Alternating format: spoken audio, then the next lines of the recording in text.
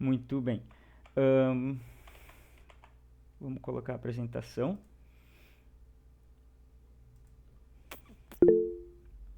Aham, sábado à noite. Sora, explica essa história, Sora, pelo amor de Deus. Qual das histórias?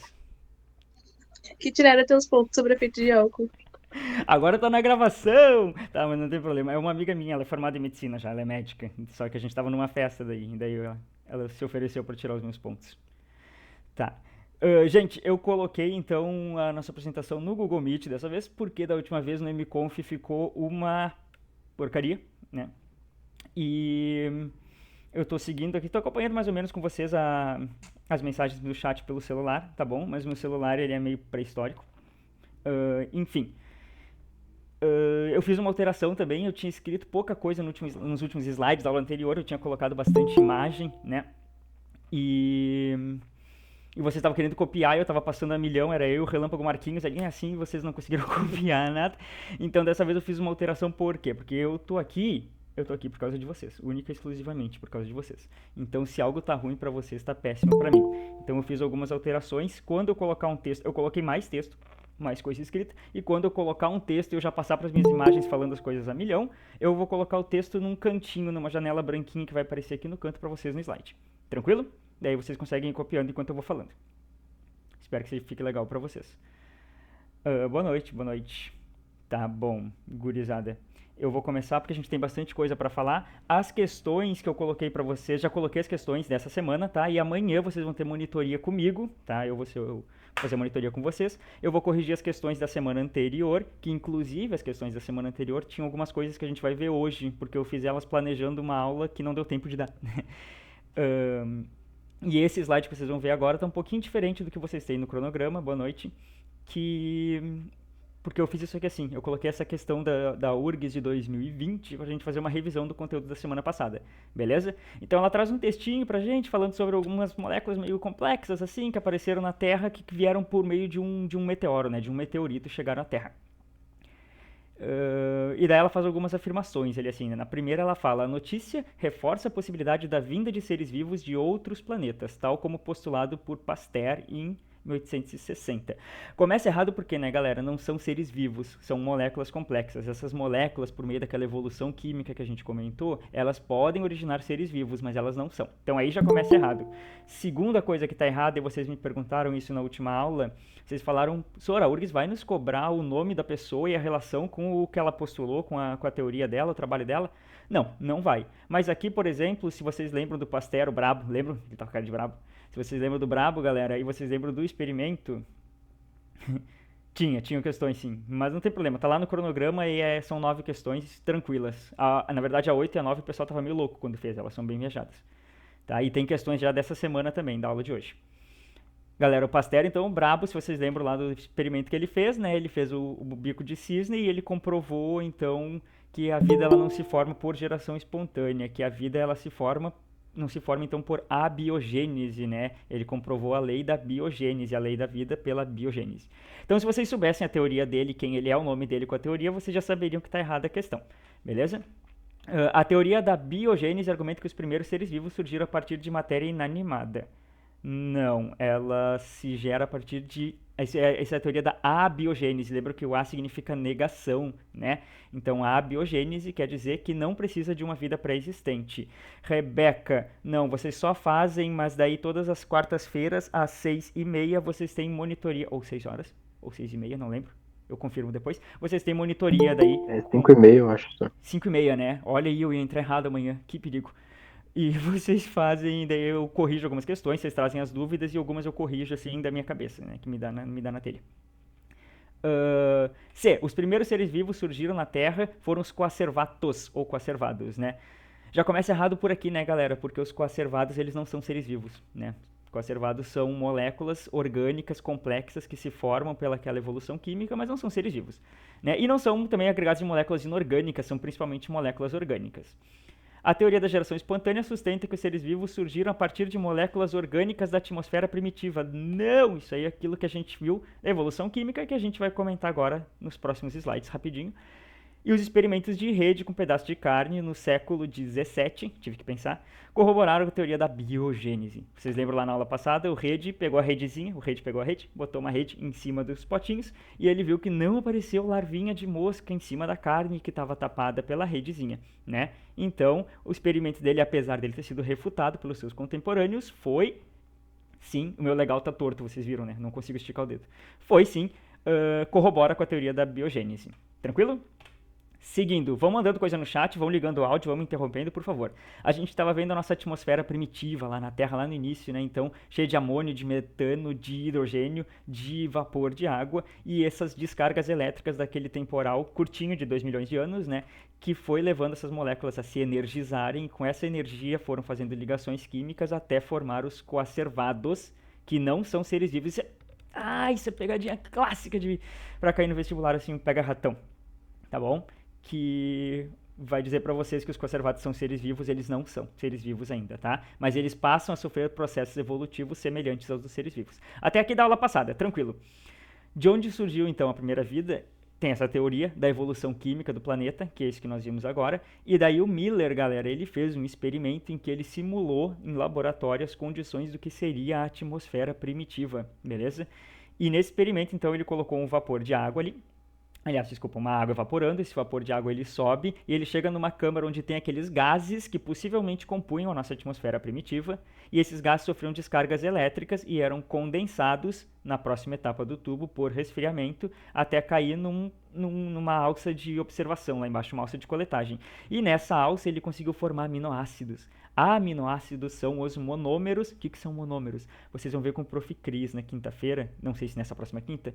Monômeros são a menor unidade de alguma coisa, tá bom? Então, os aminoácidos, eles são os monômeros das proteínas. Vários aminoácidos formam proteínas, né? Aminoácidos diferentes vão formando proteínas diferentes.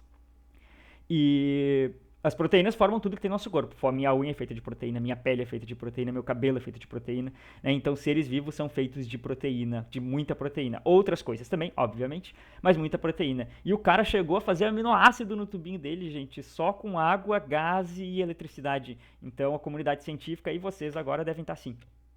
Se vocês não tiveram, vocês não entenderam, lembra? Muito bem. Como era esse primeiro ser vivo, então? Agora surge essa dúvida, né? Como é que era essa gurizada que começou lá no início? Existem duas hipóteses, e por que eu falo aqui em hipótese? Você sabe a diferença de hipótese e de teoria e de lei? Uma teoria, galera, é quando a gente tem um embasamento científico muito bom, assim, a gente quase consegue provar que aquela coisa é verdade por meio de cálculos matemáticos, por meio de experimentações que a gente reproduz em laboratório, mas a gente não consegue, de fato, mostrar que isso acontece. Por exemplo, a teoria do Big Bang. Por que a gente não consegue provar que o Big Bang aconteceu como a gente fala que aconteceu? Porque a gente teria que voltar no tempo 14,5 bilhões de 14 bilhões de anos, né? E para conseguir mostrar para alguém, olha ali, de fato aconteceu assim. A gente não consegue fazer uma viagem no tempo assim, né? Então por isso que se chama uma teoria. Ela é muito bem embasada, mas a gente não consegue de fato mostrar ela acontecendo. A mesma coisa acontece com a evolução, porque se chama teoria da evolução, galera. A evolução demora milhões de anos para ocorrer e nós não vivemos milhões de anos para observar de fato a evolução acontecendo, né? Mas nós temos os modelos matemáticos, científicos, enfim, que provam isso, por isso se chama teoria, ela é muito bem embasada. Uma lei é uma coisa que a gente consegue provar, que a gente consegue mostrar. Por exemplo, a lei da gravitação universal, né? Se vocês pulam para cima, vocês caem para baixo. Então é uma lei, a gente consegue demonstrar de fato que isso acontece. Então a hipótese, a teoria heterotrófica, hétero significa diferente, né? Trazendo para o nosso dia a dia, a gente pode pensar, por exemplo, em heterossexual, é uma pessoa que sente atração por pessoas do sexo oposto, né? Do sexo diferente ao dela. Então hétero significa diferente. Heterotrófica quer dizer que ela não gera seu próprio alimento, ela precisa de uma fonte diferente do que ela própria para se alimentar, tá bom? Eu mudei o tamanho da fonte, que absurdo, tá? Desculpem. Heterotrófica, galera. Então, a teoria heterotrófica vai dizer que os primeiros seres vivos eles eram heterótrofos, quer dizer, eles não produziam seu próprio alimento. Eles precisavam se alimentar dessa sopa primordial, então pegar outras moléculas que tinham por ali assim, ou outros seres vivinhos, iam comendo eles, iam fazendo um processo, galera, semelhante ao que nós chamamos hoje de fermentação. Por quê? Porque a fermentação ela ocorre em anóxia, ou seja, na ausência de oxigênio. E na nossa atmosfera primitiva não tinha oxigênio. Então, muito possivelmente fazia algo parecido com uma fermentação. Beleza? E a hipótese autotrófica, ela vai dizer que os primeiros seres vivos, eles geravam seu próprio alimento. Olha só que doideira. Eles geravam seu próprio alimento do material inorgânico da crosta terrestre. O que isso significa? Era o bichinho que estava lá dentro do mar. Eu falo bichinho, mas não era um bichinho, tá, galera? Eles eram, enfim, procariontes primitivos. Eram micro-organismos minúsculos, tá? Não, por favor, não pensem que são animais. E esse bichinho, então, eu vou continuar usando bichinho. Ele vai lá nessas fumarolas, eu me esqueci o nome disso, hidrotermais, né? Então, nesses cantos da terra, lá na terra primitiva, onde saía uma água muito quente, e eles iam degradando a rocha ao redor da nossa crosta, usando reações químicas, iam retirando esse material inorgânico da rocha e iam fazendo o que nós chamamos de quimiolitoautotrofia. Só que nome complicado, pelo amor de Deus, por que a biologia faz isso com a gente? Gente, esse quimio vem da reação química que ela faz ao soltar essa matéria inorgânica da rocha, da crosta do nosso planeta, tá bom? Lito significa rocha, tá? Litologia estuda as rochas, litosfera estuda a camada rochosa, é a camada rochosa do nosso planeta, né? Auto, porque ela faz o seu alimento sozinho, ela não precisa comer outros seres vivos, tá bom? E trofos, que significa alimento, né? Então, esses quimiolito-autótrofos, eles vão retirar pedacinhos de rocha e vão sintetizar isso dentro do corpo deles para produzir seu próprio alimento. Não precisam comer outros seres vivos.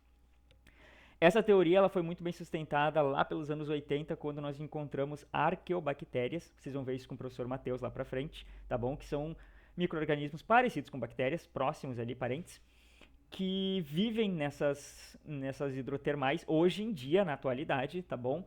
E fazem esse processo são quimiolito-autótrofos, né? Fazem esse processo. Então, sustentou. Da hipótese autotrófica, o segundo passo da evolução seriam os seres vivos heterótrofos anaeróbios, ou seja, os mesmos lá da primeira etapa, segundo a hipótese heterotrófica.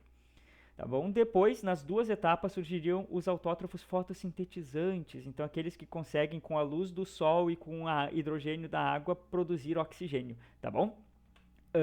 Como é que nós sabemos que os fotossintetizantes não estavam lá desde o início? Porque nossa atmosfera não tinha oxigênio. Como é que a gente percebe quando ela passou a ter oxigênio? No nosso mar primitivo, na nossa sopa primordial, era cheio de átomos de ferro ali boiando de boa, vivendo a vida deles. E a partir do momento que surgiram seres vivos capazes de liberar oxigênio na nossa atmosfera, esse ferro passou a ser oxidado. Esse ferro passou a, como a gente chama, enferrujar. E quando ele começou a enferrujar, ele começou a precipitar e se depositar na nossa crosta sob essa forma vermelha, que isso é ferro enferrujado, é ferro oxidado, tá bom? Então, quando nós olhamos a nossa crosta, a gente faz um buraco lá, a gente consegue observar esses momentos de grande liberação de oxigênio onde antes ele não existia, que são essas camadas gigantescas vermelhas. Tá? Esse oxigênio, logo assim que ele surgiu, galera, ele era tóxico. Na verdade, o oxigênio é tóxico pra gente até hoje, vocês sabiam disso? A gente só envelhece porque a gente respira oxigênio, tá? Por favor, não parem de respirar, tá? Pra não envelhecer. Mas sim, o oxigênio que nos envelhece, o oxigênio é tóxico para nós. E a Lynn Margulies, né, ela chegou a dizer, falar do holocausto do oxigênio, né? Vocês então imaginem... Que nem o Patrick, foi que nem o Patrick? Que bom, que ótimo. Galera, vocês... imaginem agora que ao invés de oxigênio surge um novo organismo que ao invés de liberar oxigênio, que nem as plantas, ele libera vapor de ácido clorídrico. E daí todo o nosso ar, ao invés de ter oxigênio, vai começar a ter vapor de ácido clorídrico. Vocês acham que ia ser massa pra gente respirar? Vocês acham que ia ser legal? Não ia ser massa, não ia ser legal. Né? E foi isso que aconteceu quando esses primeiros autótrofos fotossintetizantes surgiram. Eles começaram a liberar o oxigênio e eles causaram a primeira grande extinção em massa do planeta Terra. Claro, alguns organismos se adaptaram e começaram a usar esse oxigênio, tá bom? E depois a próxima etapa seriam os heterótrofos aeróbicos, ou seja, aqueles que se alimentam e utilizam o oxigênio para degradar esse alimento, para gerar sua energia. É o que nós fazemos até hoje, né? A gente come e a gente respira. Todos vocês, eu espero. Gente, tem tanta coisa pra gente falar hoje, eu chego a ficar nervoso, assim, tá bom? Coloquei aqui, assim, duas organelinhas, vocês vão ver com o Prof. Cris. Por que eu coloquei elas aqui? É uma cloroplasto e uma mitocôndria, tá bom? Porque existe uma hipótese, então a gente também não consegue viajar no tempo para provar, ela é uma teoria. A hipótese endosimbionte. Segundo a hipótese endosimbionte, existiam organismos que eram então os fermentadores, aqueles primeiros lá que surgiram, organismos que eram capazes de pegar o hidrogênio da água e formar seus alimentos, fotossintetizantes, e organismos que passaram a ser capazes de utilizar esse oxigênio para fazer suas funções vitais, que é o que nós fazemos até hoje. Segundo a hipótese endosimbionte, esses amarelinhos, então esses procariontes primitivos, eles teriam teriam feito fazer parte do seu corpo esses outros organismos de vida livre, tá bom? E isso nós observamos, por exemplo, nas nossas células, né? A gente tem uma organela dentro da nossa célula chamada mitocôndria. Essa organela, segundo a hipótese endosimbionte, há muito tempo atrás, era um ser vivo de vida livre que nós incorporamos ao nosso corpo, tá bom? E a mesma coisa acontece com as plantas, né? Que elas têm os cloroplastos e as mitocôndrias. As plantas respiram, tá bom, galera? Vocês vão ver com o prof de botânica depois. Ele é maravilhoso, ele sou eu. Tá? E elas têm, então, as cloroplastas e as mitocôndrias lá dentro delas, que eram, antigamente, né, nessa época, eram seres vivos livres que elas incorporaram. Esse cara sou eu. Que arrogância, né? Eu me senti mal depois que eu falei. Desculpa, gente, eu não sou maravilhoso, não. Me desculpa. Galerinha, beleza, aí pode ser endosimbionte. Agora vamos começar a falar de evolução, que é de fato o assunto da nossa aula de hoje, tá bom? O que é evolução? Gurizada, obrigado, eu amo vocês. E os comentários de vocês, eu fiquei horas lendo eles da aula passada, eu fiquei muito feliz. Muito obrigado pelo carinho de vocês, vocês são sensacionais. A evolução, então, galera, durante o tempo, aí, durante o mundo, durante a vida, ela teve duas linhas de pensamento, o fixismo e o transformismo. Segundo o fixismo, as espécies elas são fixas. Conforme elas são feitas lá no início da sua criação, elas ficam até o final da vida, tá bom? Elas nunca vão mudar, elas não vão se alterar, elas não vão, então, evoluir. O Aristóteles, por exemplo, é um dos apoiadores dessa teoria, tá bom? Existem vários outros. Linneu, que vocês vão ver na zoologia, era um apoiador dessa hipótese do fixismo. Vai dizer isso então, né? Desde que a Terra se formou, desde que começou a surgir seres vivos, eles apareceram de um jeito e ficaram desse jeito até os dias de hoje, tá bom? Esperava mais Aristóteles, tem que pensar também como é que era a mentalidade na época, né? Mas tudo bem, entendo, esperava mais. E as extinções, então, galera, concordava com cada coisa, né? As extinções, então, galera, seriam eventos especiais, seria uma coisa, então, atípica, assim, um negócio que aconteceu fora do padrão, tá? Segundo o transformismo, começou a ganhar força no século XIX, as espécies se modificam adaptando-se ao meio, sempre em transformação. Então o meio vai mudando e as espécies vão se adaptando e vão se transformando, por isso que é transformismo, tá bom? Então, coloquei o quadrinho para vocês no lateral, que eu falei que ia colocar. Vamos pegar aqui assim o nosso Rio Grande do Sul, tá? O nosso Rio Grande do Sul, há uns 145 milhões de anos atrás, mais ou menos, bastante tempo, ele era um grande deserto, né? O deserto do Botucatu. Podia ter o Patrick de novo, que acho que vocês talvez não soubessem disso. Tá? E quando o Rio Grande do Sul era um deserto, ele tinha então alguns mamíferos pequenininhos, tá? Ele tinha bastante cactos, ele tinha artrópodes no geral. Dê uma olhada no pelinho do nosso bichinho aqui, galera. Pelinho bem curtinho para sobreviver no deserto. Seria parte do evolucionismo? Não, segundo o transformismo... Não, isso, exatamente, o transformismo, a ideia do transformismo, ela dá origem às hipóteses evolucionistas, tá? Às teorias evolucionistas. Foi o pensamento transformista que originou isso. Tranquilo, Guilherme? Dê uma olhada no nosso mamíferozinho aqui assim, galera, com o pelinho dele bem curtinho, pronto para viver num deserto ali assim, né? Não vai pegar um friozinho na vida. E daí, de repente, o nosso Rio Grande do Sul começa a ter o seu pampa, né? Ele sofre algumas modificações geológicas e ele deixa de ser um deserto. Bom, esse bichinho, ele não tem pelo para sobreviver ao nosso inverno aqui, né, pessoal? Esse nosso vento que racha a cara. E os cactos também, eles não são adaptados para sobreviver ao nosso frio, né? Que é muito frio. Então, esses cactos morreriam, esses mamíferos morreriam. Então, segundo o fixismo, galera, que diz que as espécies não se adaptam, elas não mudam como elas nasceram, elas vão ficar até o final da vida delas, as espécies, tá? Vão ser para sempre assim. Segundo o fixismo, não existiriam mais mamíferos. Sim, o transformismo. O fixismo ele não é mais nem aceito hoje em dia, Douglas.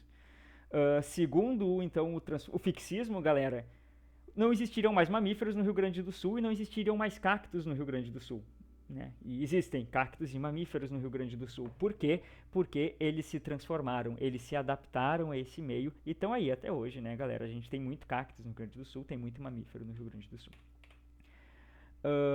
Claro, teve briga. Por que não teria briga? Porque vocês já viram que na ciência a gurizada gosta de se pegar no pau sempre, né? Então não foi bem aceita de início a ideia do transformismo, mas ela acabou dando origem às teorias evolucionistas, né? e a gente vai dar uma olhada em algumas evidências da evolução, porque como a galera estava brigando, eles tinham que pegar evidências que suportassem que a evolução de fato ocorria, né? E algumas evidências são, por exemplo, os fósseis, galera. Como os fósseis? Tá nosso dinossauro de boa aqui, aí ele leva lá uma cometada na cabeça e ele morre. Quando esse dinossauro morre, com o passar do tempo, ele vai começar a ser soterrado, soterrado, soterrado. E eu soterrei o texto de vocês junto, então ele já vai sumir daqui a pouquinho. E vai ficar só o esqueleto do texto de vocês e do dinossauro lá embaixo da terra, tá bom? Por causa de alguns processos de erosão e tudo mais, petróleo, eba, estamos precisando, né? A gasolina tá difícil. Então, galera, pelos processos que vão acontecendo, tá? Que a gente pode falar um pouquinho melhor outro dia com calma. Hoje eu não estou com calma. Esse esqueleto ele vai se tornar um fóssil, né? Tenham em mente esses fósseis que a gente vê aqui assim, galera, em museu, que são esses esqueletões aí, assim, sabe? Eles não são ossos, tá? Eles são rochas que foram moldadas no osso. Eles não são mais ossos, eles são rochas. Importante vocês saberem disso. Mas um fóssil ele pode ser qualquer tipo de registro que mostre que um ser vivo existiu naquela época, em épocas remotas. Então pode ser esses fósseis que a gente conhece como esqueletos, né, que são rochas formadas no formato de esqueleto. Pode ser uma pegada, pode ser um animal preservado em âmbar, que é uma resina que sai das árvores. O animal fica preso nessa resina e essa resina então se solidifica, ela se petrifica e a gente chama isso de fóssil, né? Vocês veem isso lá no cajadinho do Hammond, nos filmes do Jurassic Park, no primeiro, notoriamente, filme do Jurassic Park, né? E eu gosto dessa imagem porque ela mostra um dinossauro preso em âmbar e esse dinossauro está com as suas penas preservadas, né? Eu adoro trazer isso para vocês verem que os dinossauros de fato eles tinham penas, né? A gente tem aqui a prova Cabal. Tem um jogo, né, chamado Cabal, um jogo antigo, eu acho.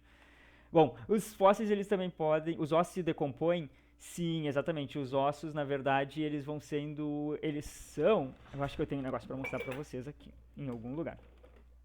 Os ossos, na verdade, eles são porosinhos assim, né, galera? Estão vendo bem? Eles são cheios de buraquinhos, tá? E esses buraquinhos, são células que vão morrendo, vão dando espaço. Esses espaços vão sendo ocupados, então, por substrato, por pedacinhos de rocha e vão moldar a rocha, tá? Então, o osso, ele se decompõe, os ossos se decompõem e vão dando espaço para a rocha que fica no formato do osso. Então, como que tem ossos tão preservados? Tu diz, no caso, fósseis estão preservados? Isso, é porque são rochas, eles não são ossos, eles são rochas, né? Esses milhões de anos que eles estão lá, na verdade, eles estão como rochas que foram moldadas, e com o osso ele vai servir só como um molde para aquela rocha, tá? Beleza. E pode ser mumificados também, pode ser congelados, podem ser mumificados, qualquer coisa que seja um registro de que tinha um ser vivo lá vai ser um fóssil. Tranquilo? Galerinha, por que eu falei que os fósseis são evidências da evolução? Estamos aqui com a nossa Terra com várias camadinhas e com vários tipos de fósseis, né? Cada época teve seu tipo de ser vivo, então vai ter seu tipo de fóssil. E a gente tem os nossos que vivem hoje em dia com a gente aqui na nossa atualidade, né? Contemporâneos a nós. Segundo o fixismo, os animais, os seres vivos, eles nascem de um jeito, aquela espécie, ela é feita de um jeito e ela vai ficar o resto da vida daquele jeito. Então, segundo o fixismo, vocês não acham que a gente devia encontrar fósseis de galinha, fósseis de cachorro e fósseis de gato? As galinhas são dinossauros da atualidade, tá, muito bom. Realmente são, mas acho que a gente não vai falar sobre isso, vocês falam com o Matheus. Então, galera, a gente encontraria, né? A gente encontraria fósseis de cachorro, fósseis de gato, fósseis de galinha. E a gente encontraria também os animais que existiam antigamente, que a gente vê nos registros fósseis hoje em dia. Nós não encontramos nada disso. Por quê? Porque os animais, porque os seres vivos, eles evoluem, eles estão se modificando. Tá? Tranquilo? Outra evidência da evolução é a anatomia comparada. Como assim? Seria uma vertente da abiogênese. Não, porque a abiogênese vai dizer que os seres vivos eles se originam do nada, né? Que eles podem se gerar de matéria bruta. E o fixismo ele vai dizer simplesmente que os seres vivos são feitos de um jeito e que desse jeito, como eles são feitos, eles nunca mais vão mudar. A gente vê isso nas escrituras sagradas, né, pessoal, do cristianismo e do judaísmo, que dizem que Deus fez todos os seres perfeitos como eles são, né? E que eles nunca mudam. Isso seria um exemplo de fixismo aplicado, tá bom? E a teoria da evolução, no caso a evolução ela é uma lei, né? A gente tem essas evidências que comprovam, ela aponta evidências contrárias ao fixismo, aponta pro transformismo. Como assim anatomia comparada, galera? Existem dois termos que a gente vai dar uma olhada, que é homologia e analogia. A homologia, galera, lembra que a gente falou de hétero, que significava diferente? Homo significa mesmo, né? Então, por exemplo, homogêneo é algo que tá tudo igual, tá tudo mesmo, né? Tá tudo, parece a mesma coisa. Dê uma olhada aqui assim numa mão de Homo sapiens, uma mão de humano. E agora uma olhada numa mão de chimpanzé, uma mão de morcego, uma mão de morcego é ótimo, né? Uma asa de morcego e uma nadadeira de uma baleia, tá bom? Parecem coisas bastante diferentes, né? Tirando a mão do humano e a mão do chimpanzé, o resto parece coisa bem diferente. Mas se a gente meter um raio-x aqui no nosso slide pra gente dar uma olhada por dentro dessas estruturas, a gente vai ver que na verdade elas não são tão diferentes assim, né? A gente tem todos os dedinhos, a gente tem os tarsos, metatarsos, a gente tem os carpos, a gente tem todas as partezinhas que formam então a mão. Podem dar uma olhada aí, ó, podem ver como são estruturas muito semelhantes. Então, galera, homologia ela é um processo em que organismos diferentes têm estruturas com uma origem embrionária igual. Ou seja, quando eles são embriões, quando nós somos embriões, nós somos todos muito parecidos, assim, os mamíferos, tá bom? Então nós temos partes do nosso embrião, por exemplo, as partes que vão formar os membros superiores ou os membros anteriores, dependendo do animal que a gente está falando, elas são iguais. E é por isso que elas geram estruturas tão iguais, tá? E isso ocorre porque, galera, porque todos nós tínhamos um ancestral comum. Todos nós viemos de um mesmo animal primitivo. Esse animal tinha uma patinha, tá bom? E dessa patinha se originou essas patas diferentes. Por que essas patas são diferentes, né, galera? Olha só um chimpanzé mexendo aí no cupinzeiro, tá bom? Então ele tem uma mão parecida com a nossa, né? E ele tá usando para mexer no cupinzeiro. E aqui assim tem um Homo sapiens, sim, sou eu tirei uma foto para vocês. Aqui assim a gente tem um Homo sapiens mexendo no cupinzeiro. Galera, minha mão é muito parecida com a mão do chimpanzé e eu uso ela para a mesma coisa, tá? Eu uso a minha mão para cutucar no cupinzeiro. Mas quando a gente compara o chimpanzé, por exemplo, com a baleia, ou quando a gente compara o chimpanzé com o morcego, apesar dessa estrutura ser igualzinha, quando a gente dá uma olhada, vai ter mais exemplos comigo nas próximas aulas, tá? Quando vocês derem uma olhada naquela estrutura interna, a gente vê que é a mesma estrutura, né? Que é a mesma coisa, mas elas servem para funções diferentes, né? Então, a gente chama isso quando os seres vivos eles têm órgãos que têm uma mesma origem embrionária, mas elas acabam tendo funções diferentes devido ao ambiente diferente em que esses animais vivem, a gente chama de irradiação adaptativa, tá? O que isso significa, galera? Vai irradiar, literalmente, tá? Então é uma estrutura que ela tinha uma função e uma forma, e essa função e essa forma, dependendo do habitat em que o animal vive, ela vai mudando, tá? Segundo a evolução. Vamos correndo, galera. Tô nervoso. Senhor, pera que eu quero copiar. Pera, tá? Pero. Gente, pera.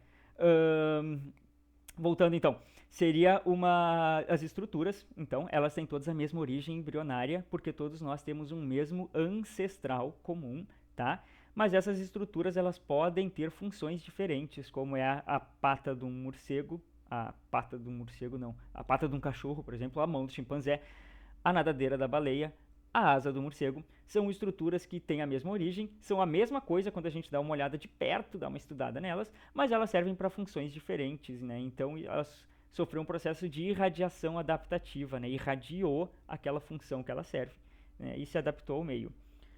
Tu disponibilizou os slides antes da aula? Sim, eu disponibilizei no domingo à noite, tá? Só os da semana que vem que eu não botei ainda, porque eu tô com o meu dedo ruim, mas eu tô correndo por vocês. Galera, parou a pera. Tá em qual pasta? Tá na pasta de evolução e tá no cronograma também. O link que leva pra pasta. A analogia, galera. A analogia é o seguinte. Vamos pegar aqui 3 estruturas que fazem a mesma coisa, tá? Uma asa de morcego, uma asa de uma ave e uma asa de borboleta. Fazem a mesma coisa, né? Servem para voar. Porém, quando a gente bota o nosso raio-x e dá uma espiada por dentro, a gente vê que são bem diferentes. Né? A asa do morcego parece com uma mão de mamífero, parece com uma mão humana. A asa da ave, ela não tem os ossinhos, então os dedinhos formando aquela abertura. E a asa da borboleta nem apareceu na radiografia, né, galera? São estruturas completamente diferentes, elas têm origens embrionárias muito diferentes, mas esses seres vivos, eles ocupam o mesmo ambiente, então os seus órgãos, suas estruturas tiveram que evoluir de uma forma convergente. Mesmo que sejam estruturas completamente diferentes e que esses seres vivos não tenham ancestralidade comum, as suas estruturas são semelhantes, como por exemplo uma nadadeira de um peixe, uma nadadeira de um golfinho, uma nadadeira de um pinguim, né, quando a gente dá uma olhada, servem para a mesma coisa, são estruturas semelhantes, mas eles não têm ancestral comum, né? O peixe não tem ancestral direto comum com o golfinho, que não tem ancestral direto comum com o pinguim. Direto, tá? Se a gente voltar muito no tempo, eles têm. Mas peixes é um grupo, mamíferos é um grupo, aves é outro grupo, tá bom? A gente chama esse processo de convergência evolutiva ou convergência adaptativa. Então, essas características diferentes, elas convergem para um mesmo local. Sério que é 8h26 já? Que palhaçada. Tá bom. Vamos lá. Senhor Pero.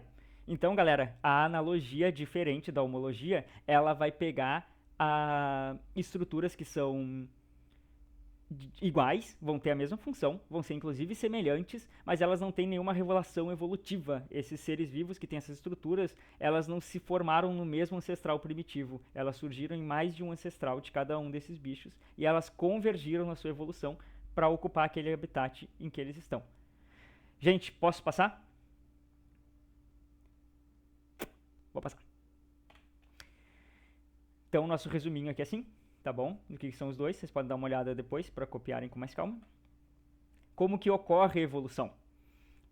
Então, galera, a gente tá ruim de tempo. Será que eu que falo demais? Bom, vamos lá.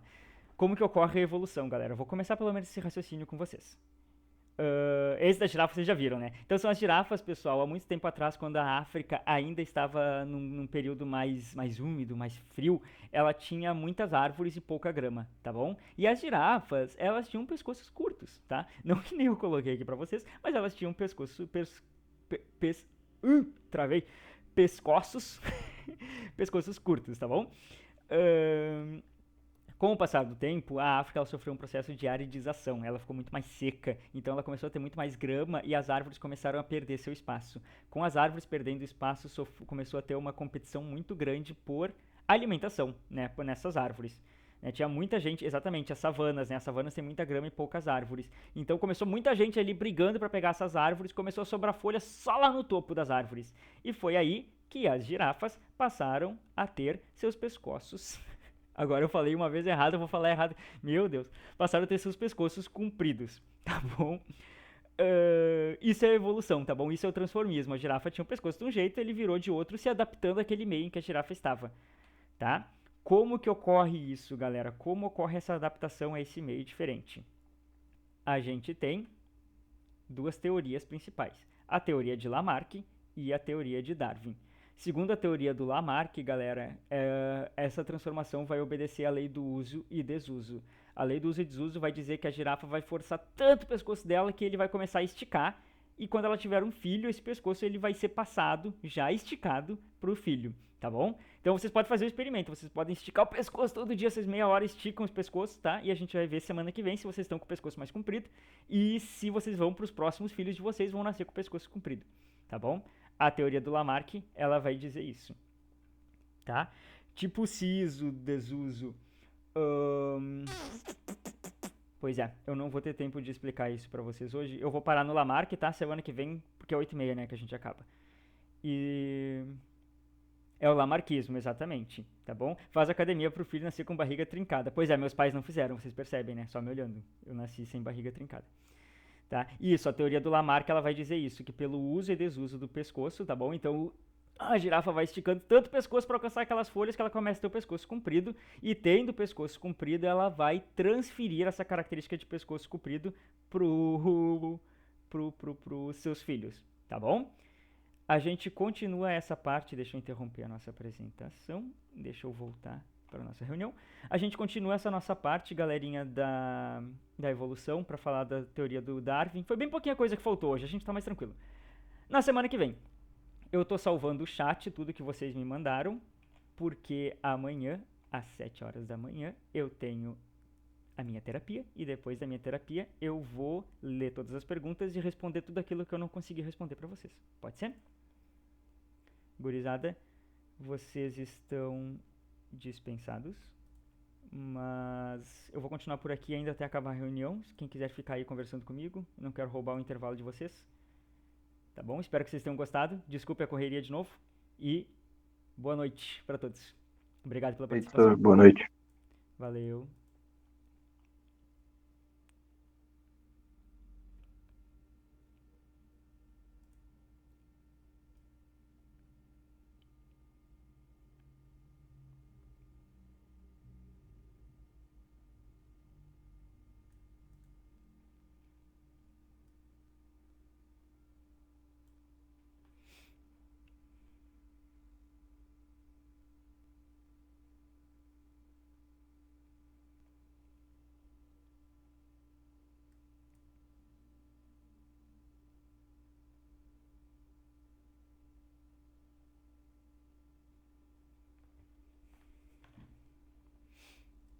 Deixa eu salvar o chat de vocês, porque daí eu venho amanhã e respondo. Ah, eu posso parar a gravação já.